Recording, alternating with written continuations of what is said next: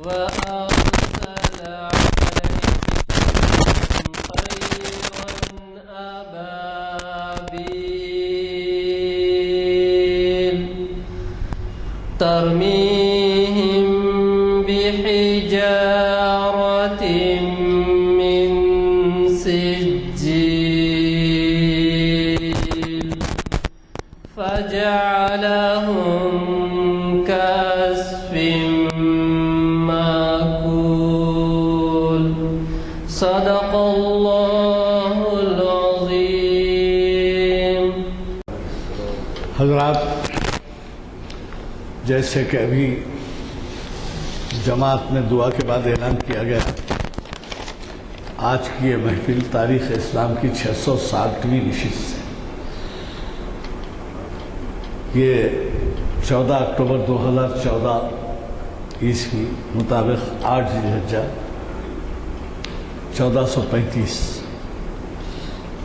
روز ہفتہ بعد نماز عصر کانفرنس ہال جامع مسجد عالیہ میں منعقد ہو رہی ہے، اور اس کا عنوان ہے حضرت ابراہیم اپنی ذات میں ملت۔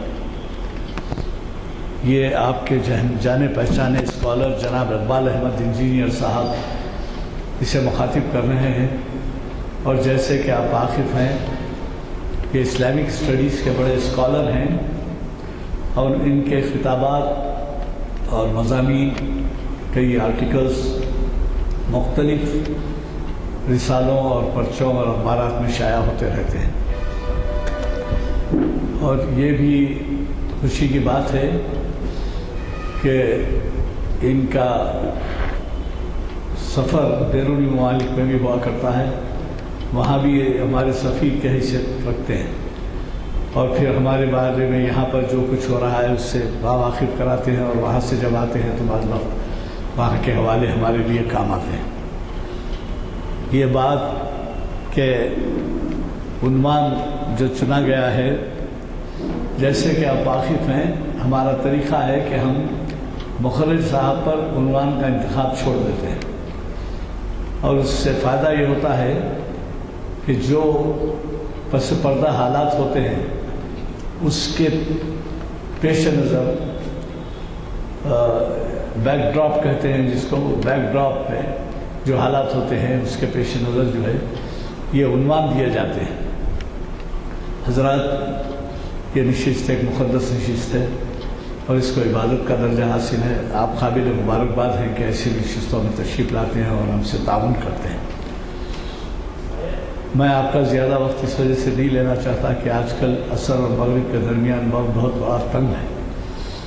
میں صرف اتنی ایک توجہ آپ کو دلاؤں گا کہ پیر کے دن جو ہے محفل ملتوی ہے۔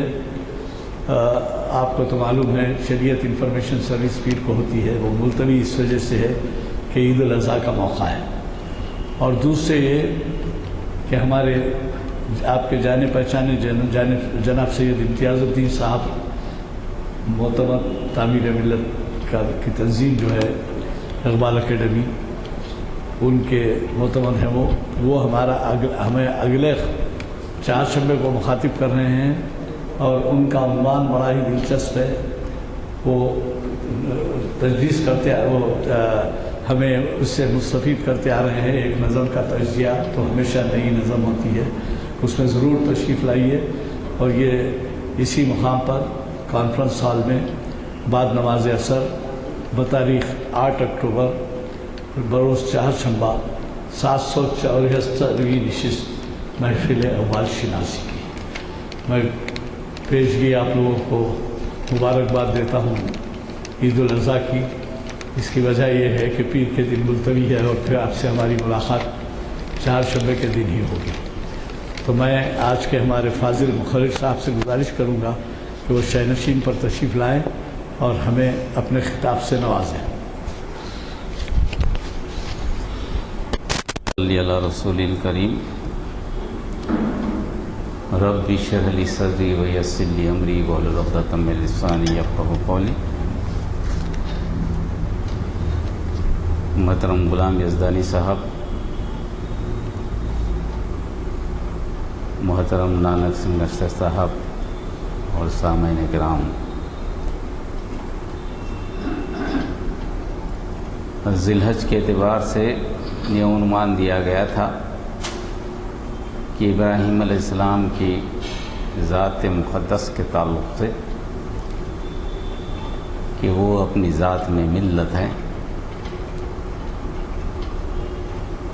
کیونکہ یہ زمانہ اکثر و بیشتر عید قربان اور حضرت ابراہیم علیہ السلام، اسماعیل علیہ السلام کے تعلق سے بیانات آتے ہیں، اور پہلی ذی الحج سے 10 ذی الحج تک، پھر اس کے بعد اور 2 دن یا 3 دن ہم جو ہے اس یاد میں گزارتے ہیں۔ اس عشرہ کی ایک ایک رات اللہ تعالیٰ نے بڑی برکت والی رات رکھی ہے، گناہ معاف ہوتے ہیں، اللہ تعالیٰ جو ہے معاف کرنے پر تیار ہوتا ہے، کہ شرط یہ ہے کہ آدمی مانگے۔ ان راتوں کا تذکرہ بعض وقت ان راتوں سے مماثلت کی جو اللہ کے پاس بڑی بزرگ ترین راتیں ہیں، اور عرفہ کا دن ہمارے ہاں اتوار کا دن روزہ رکھنے کے بھی احکامات ہیں، اور بڑا مبارک دن ہے، اور اس کے ساتھ ہی لیلۃ الجائزہ بھی ہے، عید کی رات جو دعاؤں کی مقبول ترین راتوں میں سے ایک رات ہے، جس میں جائزہ لیا جائے کہ 10 دن ہم نے جو محنت کی ہے، اللہ کے بتائے ہوئے طریقے، حضرت ابراہیم علیہ السلام کی دعوت دین پر ہماری جو نظر رہی، اس سے ہم نے کیا سبق حاصل کیا، اور آئندہ کے لیے ہم کیا پروگرام بنانا چاہتے ہیں۔ وہ 10 دنوں کی جو تیاری تھی اس کا بھی جائزہ لیا جائے، اور آئندہ کے مستقبل کے لیے کیا پلاننگ، کیا منصوبہ بندی ہو، اس پر بھی غور کرنا اور اپنے گناہوں سے معافی چاہنا۔ یہ رات بھی ہمارے سامنے ہے، اور لازم بات ہے کہ 10 تاریخ کا دن ایسا دن ہے جس میں اللہ تعالیٰ کو صرف خون پسند ہے۔ خون کا مطلب قربانی، یعنی اللہ کی محبت میں آپ اتنے خود کو مٹا لیں کہ سارے رشتے کاٹ دیں۔ اللہ ہی کا رشتہ عزیز ہو، سارے رشتے ختم ہو جائیں، یہاں تک کہ اپنے بیٹا جو محبت کا رشتہ ہے وہ بھی ختم ہو جائے اللہ کی محبت میں۔ اللہ کو سپرد کر دیں، توحید، اللہ کی ذات، صفات، اختیارات، احکامات کے لیے نبی کریم صلی اللہ علیہ وسلم کے بتائے ہوئے طریقے پر چلتے ہوئے سارے رشتے دنیا کے جو ہیں ان کو ختم کر دیں۔ جب چھری چلاتے ہیں آپ، یہ کہتے ہیں کہ اللہ ہی کے لیے ہے، میری قربانی، میری زندگی، حیات، موت، یہ ساری کی ساری اللہ ہی کے لیے ہے، اور اللہ کی ذات میں کسی کو شامل نہیں کرتا، اور فرما برداروں میں سے۔ دراصل یہ وہ کیفیت کا اظہار ہے جو آپ نے 10 دن تک حضرت ابراہیم علیہ السلام کے تعلق سے پڑھا، سنا، سمجھا، اور ان کی ملت ابراہیمی ہونے کی ناز میں، فخر میں آپ نے زندگی گزاری۔ قرآن مجید میں حضرت ابراہیم علیہ السلام کو یا ان کی ذات مبارک کو امت کہا گیا۔ سورہ نحل کی آیت ہے 120، جس میں کہا ان ابراہیم کان امۃ قانتا للہ حنیفا ولم یکن من المشرکین۔ واقعہ یہ ہے کہ ابراہیم اپنی ذات میں ایک پوری امت ہے۔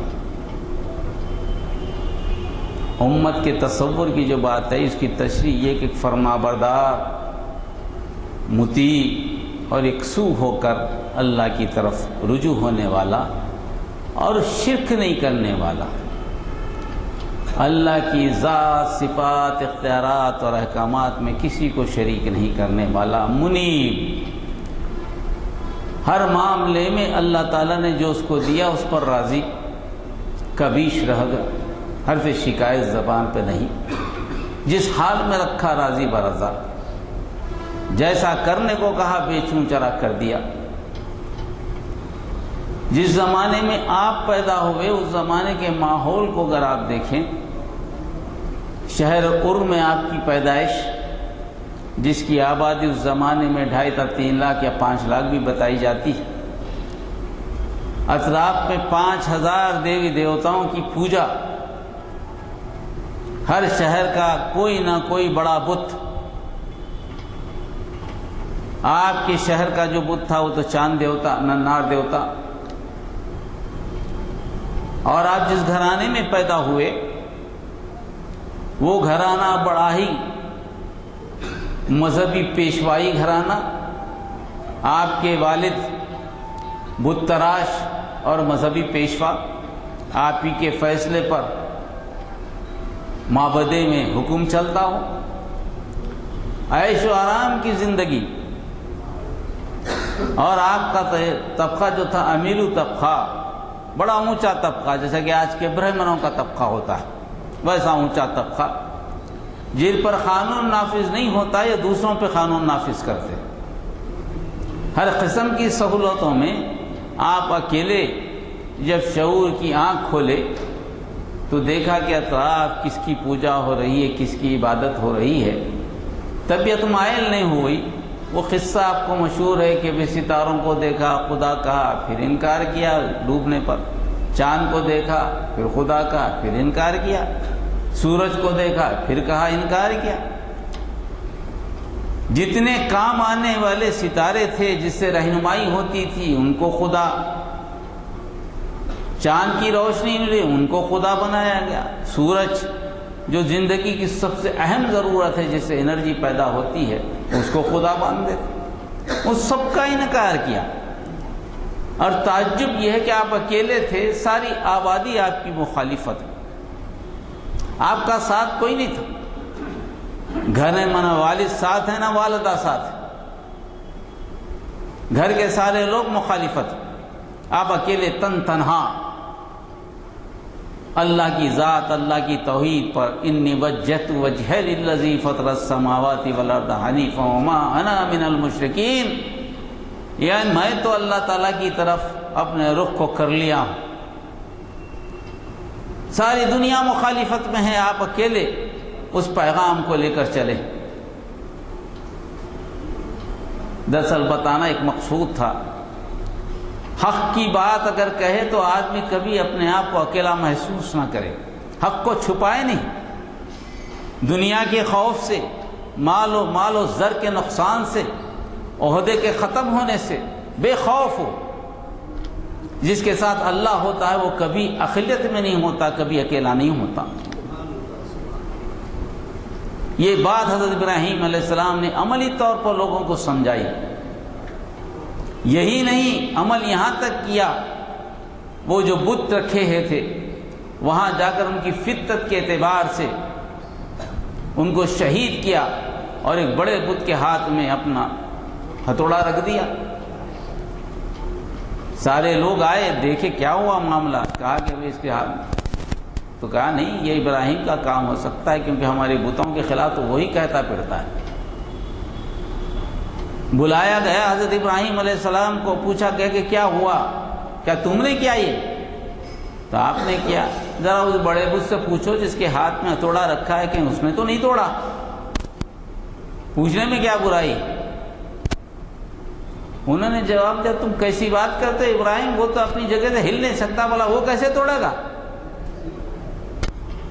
تو ابراہیم علیہ السلام نے جواب دیا کیا ہو گیا ہے تم لوگوں کو، جو بت خود اپنا خیال نہیں کر سکتا، جو اپنے ناک پر بیٹھی مکھی کو نہیں ہٹا سکتا، نہ تمہیں نقصان پہنچاتا ہے نہ تمہیں فائدہ پہنچانے کا اہل ہے، حضور صاحب اس کو پوچھتے ہو؟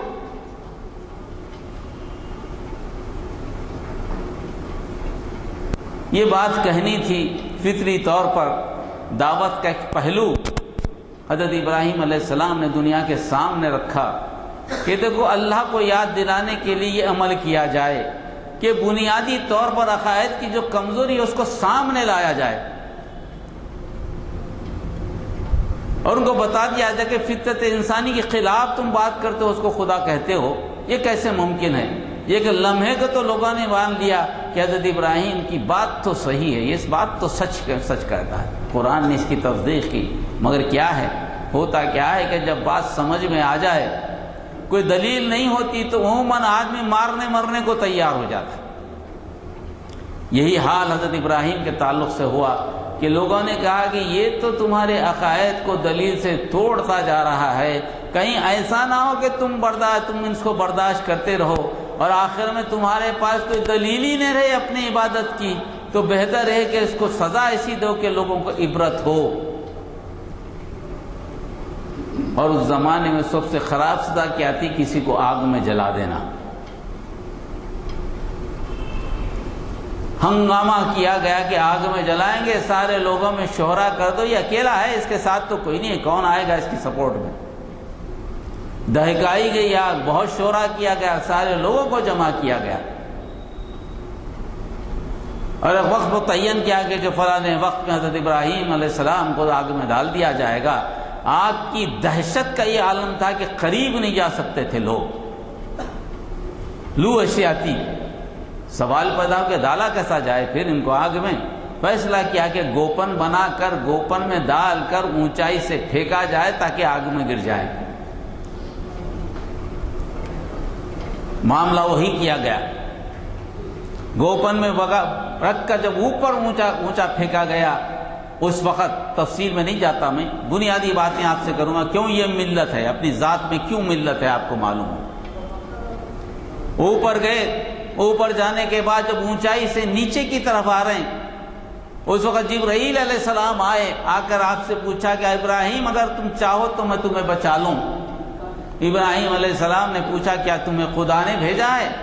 آپ نے کہا خدا نے نہیں بھیجا، خدا نے اجازت دے دی۔ اگر جا کر ابراہیم سے پوچھ لو، اگر وہ بچانا چاہتے، اگر وہ کہے کہ بچا لو تم بچا لو ان کو، میری طرف سے تم کو اجازت ہے۔ جبرائیل علیہ السلام نے کہا کہ خدا نے مجھے اجازت دی ہے، اگر آپ چاہتے ہیں کہ میں بچا لوں تو میں آپ کو بچا لوں گا۔ قربان جائیے حضرت ابراہیم علیہ السلام کے، آپ نے ایسے وقت جب آگ میں گر رہے ہیں، جب معلوم ہے کہ آگ میں گزر جھلس جائیں گے کیونکہ قریب سے پھینکا نہیں گیا، اتنی لو ہے اس میں، اس کے بعد حضرت ابراہیم علیہ السلام کا ایمان کیسا ہے اس کو بتا کیا آپ نے کہا کہ ضرورت نہیں ہے مجھے جبرائیل، جس اللہ پر مجھے ایمان ہے، اگر وہ مجھے بچانا چاہتا تو بغیر تمہارے بھی بچا لے گا، تمہاری ضرورت نہیں ہے مجھے۔ یہ بنیادی نقطہ ہے ایمان کا جو حضرت ابراہیم علیہ السلام کی ذات سے ملتا ہے۔ کیوں انہیں ملت کہا جاتا ہے؟ ہمارا اگر عام کو بہانا چاہیے ہمیں تو بچنے کا، ارے آدمی کی مدد لے لی نہ بچ گئے، کیا ہونے کا اجازت ہے؟ نہیں ہے اس کی اجازت ہے۔ من ایمان کی وہ کیفیت، وہ پیمانہ جو حضرت ابراہیم علیہ السلام نے رکھا ہے دنیا کے سامنے، ایک ملت بھی نہیں رکھ سکتی ایسی شخصی طور پر پیمانہ رکھا کہ پوچھا جائے تو صرف اللہ سے، مانگا جائے تو صرف اللہ سے، بیچ میں کوئی نہ ہو، بندے اور اللہ کے درمیان کوئی نہ ہو، جبرائیل بھی نہ ہو۔ اور یہی بات قرآن میں ذائقہ قُلْنَا يَا نَارُ كُونِي بَرْدًا وَسَلَامٌ عَلَىٰ إِبْرَاهِيمَ۔ دیکھیے اللہ کی مدد، جو لوگ اللہ پر بھروسہ کرتے ہیں، ساری دنیا مخالف ہے، سب مشاہدہ کر رہے ہیں کہ اب ابراہیم جلیں گے، چیخ ماریں گے، پکاریں گے، اوپر سے گرے گا تو مدد کے لیے پکاریں گے۔ بڑے باتیں کرتا تھا، ہمارے خداؤں کو غلط بولتا تھا، اب جب موت سامنے آئے گی تو دیکھا جائے گا کیا بولے گا، سب منتظر ہیں۔ مگر معاملہ وہاں بالکل آسان، آواز ہی نہیں آئی، ارے سب حیرت زدہ ہیں کیا ہوگا، اب گرے گا، جب گرے گا تو لوگ پریشان ہیں کہ جل جائے گا، اور جو جلنے والا پریشان نہیں ہے۔ تماشا دیکھنے والا یہ دیکھ رہا ہے کہ کب جلے گا، یہ جلے گا، اب جلے گا، تب جلے گا، یہ کیفیت ہے، اور جلنا گرنے والا کسی کو کوئی فکر نہیں ہے اس نے تو خود کو حوالے کر دیا۔ جب آگ میں گرے اور آگ میں چلنے لگے جیسے کہ باہر چلتے ہیں، کیونکہ آگ کو ٹھنڈی ہونے اور سلامتی بن جانے کا حکم دیا گیا تھا، چلنے لگے، لوگ حیرت زدہ ہو گئے، یہ کیا معاملہ ہے، یہ کیا ماجرا ہے۔ جن کے دل میں ایمان تھا شاید ایمان لا لیتے، کچھ دل ایسے پلٹ بھی گئے تھے ہوں گے، مگر فیصلہ یہ کیا گیا کہ اس کو ابھی مارا بھی نہیں جا سکتا اور اس کی دلیلوں کا جواب بھی نہیں دیا جا سکتا، تو بہتر یہ ہے کہ اس کو شہر سے بھگا دیں، شہر سے دور کر دیں، مگر یہ رہے گا تو ہمارا عقیدہ تو جائے گا۔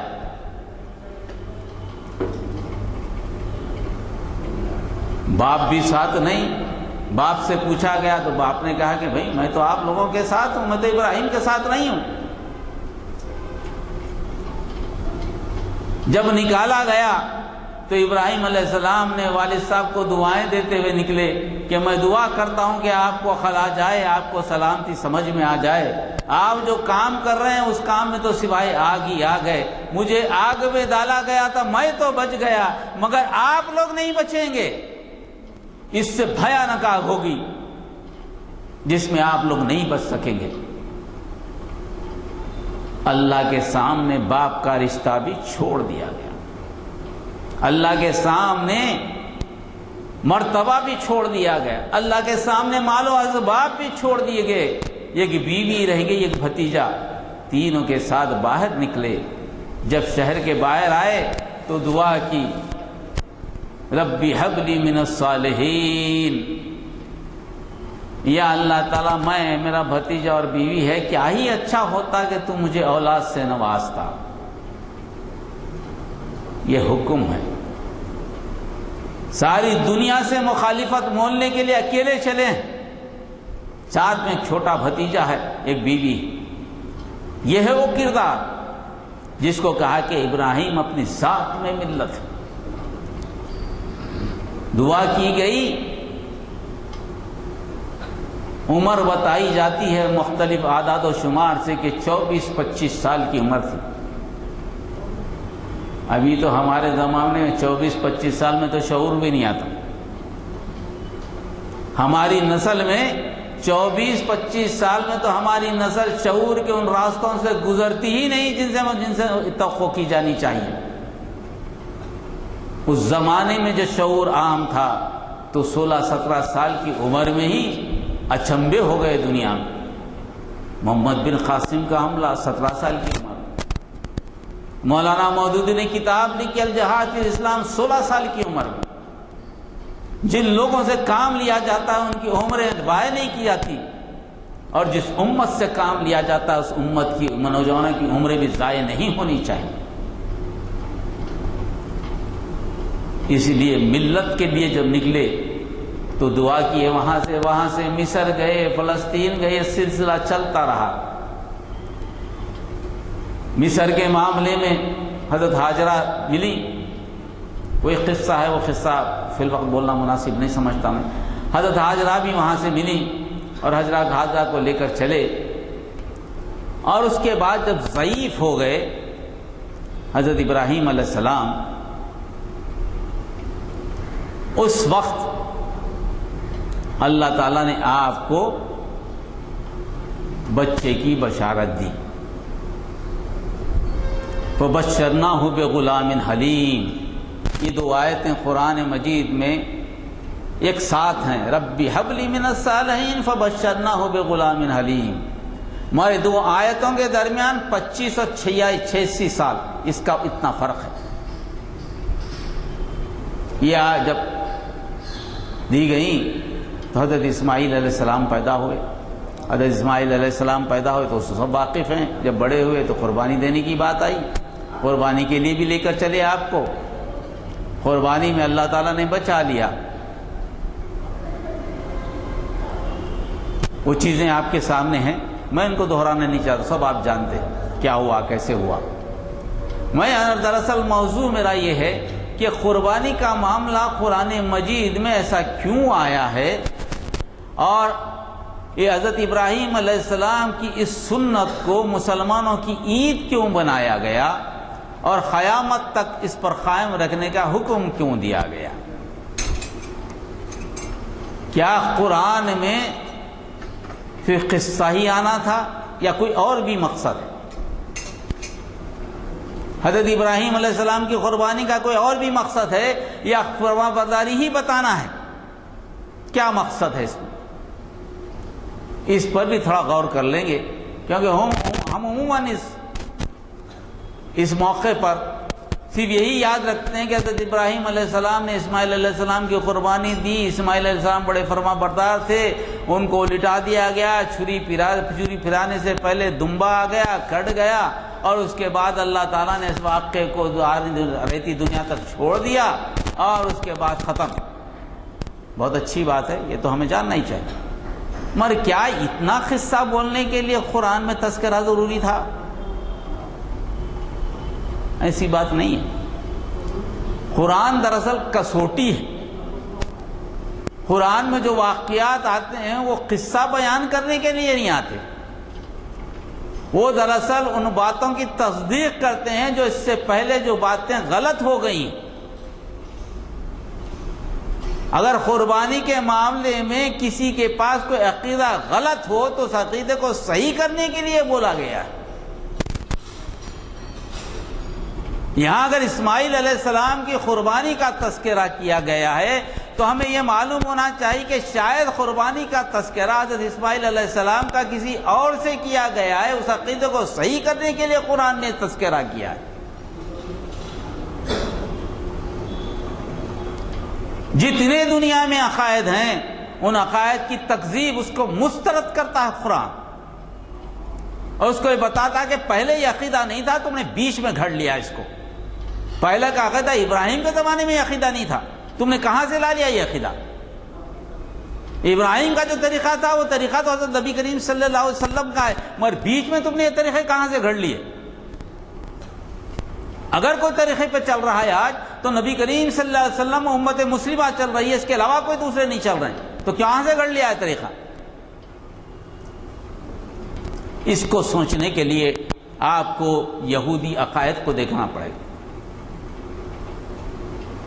یہودیوں میں عقیدہ یہ ہے کہ قربانی تو ہوئی ہے، حضرت ابراہیم علیہ السلام نے اپنے بیٹے کی قربانی تو دی ہے، مگر کس کی، کون سے بیٹے کی دی ہے؟ حضرت اسحاق علیہ السلام کی۔ اسماعیل علیہ السلام کی قربانی نہیں ہوئی یہودی عقیدے کے مطابق، اور قرآن نے یہاں صاف بتا دیا کہ اسحاق نے اسماعیل ہے۔ وہ عقیدہ کیا ہے یہودیوں کا؟ وہ عقیدہ یہ ہے کہ حضرت سارہ علیہ السلام کو جو بیٹے ہوئے حضرت اسحاق علیہ السلام، ان کی قربانی دی گئی، اور اس کا قربانی کا تعلق مکے سے نہیں ہے، یہ قربانی سیریا میں ہوئی ہے، سیریا کی پہاڑیوں میں سے ایک پہاڑی پہ ہوئی ہے، اور وہاں پر ایک کنواں بھی ہے جس کے پاس حضرت حاجرہ گئی بھی تھی، وہاں رہی بھی تھی۔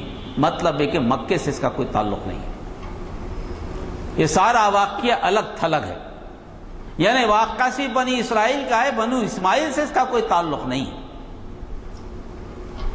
اور اس کے پیچھے مقصد کیا ہے؟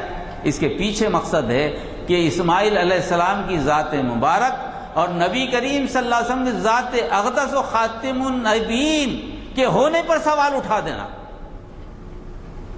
آج جو مسلمان دعویٰ کرتے ہیں کہ قرآن ان کے پاس ہے، یہ آخری کتاب ہے، اس کا تحفظ وہ کرتے ہیں، اِنَّا لَهُ الْحَافِظِينَ کہتے ہیں، لَهُ الْحَافِظُونَ جو کہتا ہے اللہ تعالیٰ، اس کی تردید کرنا، نبی کریم صلی اللہ علیہ وسلم کے خاتم النبیین ہونے کو نہیں ماننا، عقیدہ اس لیے بنایا گیا۔ اسحاق علیہ السلام کی قربانی کیسے ہوئی؟ بائبل کا وہ چیپٹر اگر آپ پڑھیں پیدائش میں، جینیسس، تو آپ کو پتہ چلے گا۔ تعجب کی بات یہ ہے کہ ہم کو ثبوت دینے کے لیے قرآن کی ضرورت نہیں ہے کہ ہم قرآن سے بولیں اسماعیل علیہ السلام کا تذکرہ اس میں آیا اس لیے آپ اس کو مان لو، اس کی ضرورت نہیں ہے ہم کو۔ اللہ تعالیٰ نے جب قرآن میں تذکرہ کیا ہے اس کا، قرآن تصدیق کرنے آیا ہے انجیل کی، قرآن تصدیق کرنے آیا توریت کی، ایسا ہی کوئی واقعہ توریت میں ملنا چاہیے، ایسا ہی کوئی واقعہ انجیل میں ملنا چاہیے۔ اگر آپ آج کی موجودہ کتابوں میں دیکھیں تو خود ان کی پیدائش جو کتاب ہے جینیسس، جو اس میں خود لکھا ہے حضرت ابراہیم علیہ السلام جو ضعیف ہو گئے، اولاد نہیں ہوئی، اور لازم بات ہے کہ اگر آدمی ضعیف ہوا تو اپنے بعد جو آنے والی نسل ہے یا کس کو حوالے کرے گا، اس بارے میں سوچیں گے۔ تو آپ نے سوچا کہ بھائی اب میرے پاس تو اولاد نہیں ہے، یہ کام جو ہے معبدے کا کام، اس کو چلانے کا کام، اللہ کو جاری رکھنے کا کام میں کسے دوں؟ تو آپ نے اللہ سے دعا کیا، اللہ تعالیٰ تو نے تو مجھے اولاد نہیں دی، اب اللہ چونکہ اولاد نہیں دی، اب یہ کام جو ہے نا، میری اولاد میرے نطفے میرے سلب سے تو کوئی چلانے والا نہیں ہے، اب میں یہ کام میرا اپنا جو بندہ ہے، میرا اپنا جو غلام ہے جو میرے کام آ رہا ہے، میں اس کے سپرد کرتا ہوں، جس کا نام سیزر وغیرہ۔ تو اللہ تعالیٰ نے مخاطب ہوا حضرت ابراہیم علیہ السلام سے بائبل کے مطابق، ابراہیم تمہیں گھبرانے کی ضرورت نہیں، تمہارا وارث جو ہوگا تمہارے سلب سے ہی پیدا ہوگا، تمہیں اولاد دوں گا۔ جب یہ گفتگو حضرت ابراہیم علیہ السلام کے حضرت سارہ کے ساتھ ہوئی، حضرت سارہ نے کہا کہ دیکھو تم اور میں ایک ساتھ ایک زمانے سے ہیں، تم اچھی طرح جانتے ہو کہ میں تو بانجھ ہوں، مجھے تو اولاد ہوتی نہیں۔ جب اللہ نے وعدہ کیا ہے کہ تمہیں اولاد دے گا تو لازمی بات ہے کہ اولاد ہوگی، کیوں نہیں آپ ہماری جو حضرت حاجرہ کا نام غلط طریقے پہ لیا جا گیا اس میں، وہ نام تو نہیں لینا چاہتا میں، اس کے پاس چلی جائیے، شاید اس کے پاس جانے سے آپ کو اولاد ہو جائے۔ حضرت ابراہیم علیہ السلام مان گئے، چلے گئے، حضرت حاجرہ حاملہ ہو گئی۔ وہاں پر بائبل میں حضرت حاجرہ کے کردار کو مسخ کیا گیا۔ جب حضرت حاجرہ حاملہ ہوئی، نعوذ باللہ من ذالک، بجائے اس کے کہ وہ احسان مند ہوتی حضرت سارہ کے، وہ سارہ پر تانا و تشنا کرنے لگیں کہ مجھے تو اولاد ہوئی ہے تمہیں نہیں ہوئی، اس اعتبار سے میری فضیلت زیادہ ہے۔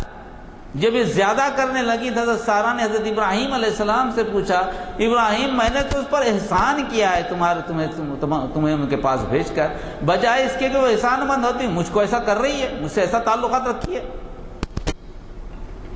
حضرت ابراہیم علیہ السلام نے کہا کہ دیکھیے وہ پہلے بھی تمہاری تحت تھی، آج بھی تمہاری تحت ہے، تم جو چاہے اس کے ساتھ عمل کرو۔ حضرت سارہ نے ان کے ساتھ برا رویہ اختیار کیا، تنگ آ کر حضرت حاجرہ چھوڑ کر چلی گئی، چھوڑ کر گئی تو کنویں کے پاس ٹھہری، وہاں ایک فرشتہ پہنچا، فرشتے نے حضرت حاجرہ سے پوچھا کہ حضرت حاجرہ کیا ہوا تم کو، تم کہاں سے آئی اور کدھر جا رہی؟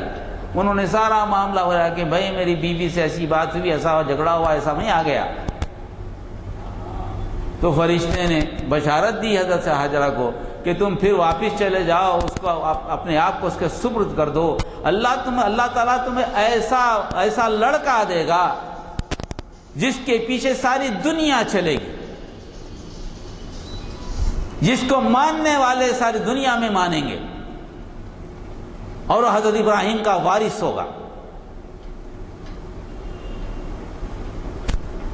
پھر حضرت حاجرہ پہنچی، حضرت اسماعیل پیدا ہوئے جن کا نام اسماعیل رکھا گیا، فرشتے نے کہا کہ اس کا نام اسماعیل رکھنا، اور حضرت نام اسماعیل رکھا گیا۔ اللہ نے جس کی بات سن لی، اسماما نے سن لی، ایل کے معنی خدا نے، نام رکھا گیا۔ اس اعتبار سے اگر آپ دیکھیں یہود کی تاریخ میں پہلا لڑکا وارث ہوتا ہے،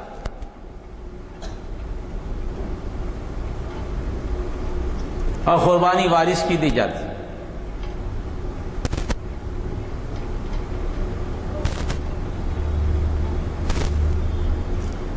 جبکہ بائبل میں، اسی بائبل میں لکھا ہے، اور یہ کب تھی؟ 86 سال کی عمر میں، اسی بائبل میں جب اسحاق علیہ السلام کی قربانی کا تذکرہ آیا، اسی بائبل میں لکھا ہے کہ اللہ تعالیٰ نے خواب میں حضرت ابراہیم علیہ السلام کو بتایا گیا تو اپنے اکلوتے بیٹے کی قربانی دے اسحاق کی.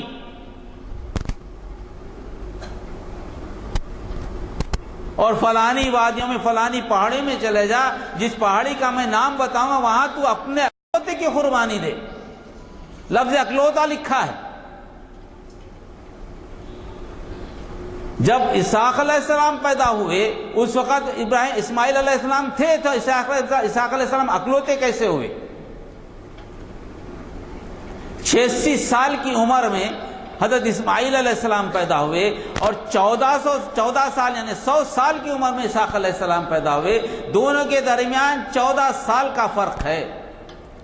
اگر اسحاق علیہ السلام کی قربانی کی بات کی جا رہی ہے تو بائبل میں اکلوتا نہیں آنا چاہیے.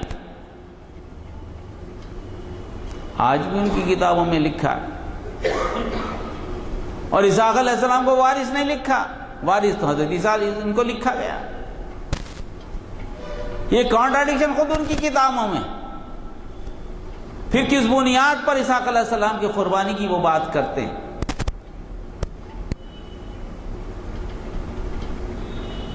اسی لیے قرآن نے جب تذکرہ کیا تو آپ یاد رکھیے قرآن نے اس کی بڑی اچھی وضاحت کر دی. قرآن نے جو کہا اسماعیل علیہ السلام کا تذکرہ کرنے کے بعد انعام کے طور پر اسحاق علیہ السلام کو دیا گیا. پہلا انعام کیا دیا گیا؟ جب چھری چاوس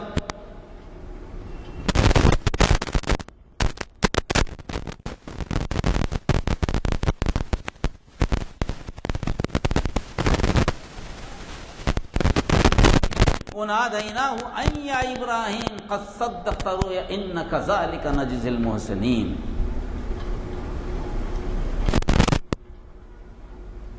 ابراہیم علیہ السلام نے جب انی ارا فی المنام ان اذبحک قل فانظر ماذا ترى، اے بیٹے میں خواب میں دیکھتا ہوں کہ میں تجھے ذبح کر رہا ہوں، بتا تیرا کیا خیال ہے؟ بیٹے نے جواب دیا قال یا ابت افعل ما تؤمر، اے ابا جان کر گزریے جو کہ حکم دیا گیا ہے.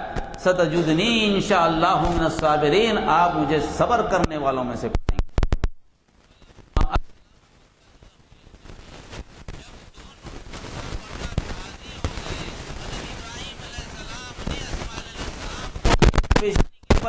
دیا کے قریب تھے یا ابراہیم، اللہ کا ہم نے آواز دی، ہم نے پکارا ابراہیم قد صدقت الرؤیا انا كذلك نجزي المحسنین، تم نے تو خواب کیا ہے ابراہیم.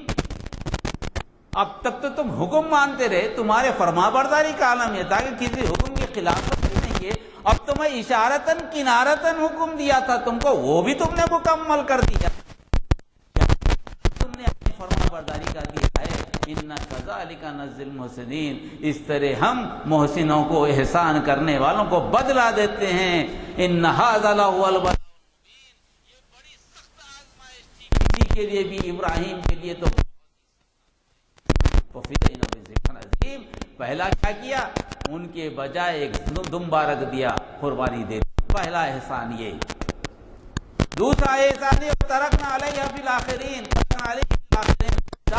دنیا میں جب تک دنیا قائم رہے گی جاری رہے گا سلام علی ابراہیم، ہر آدمی سلام بھیجتا رہے گا ابراہیم علیہ السلام پر. کذالک نجزی المحسنین، یہ احسان کرنے والوں کے ساتھ.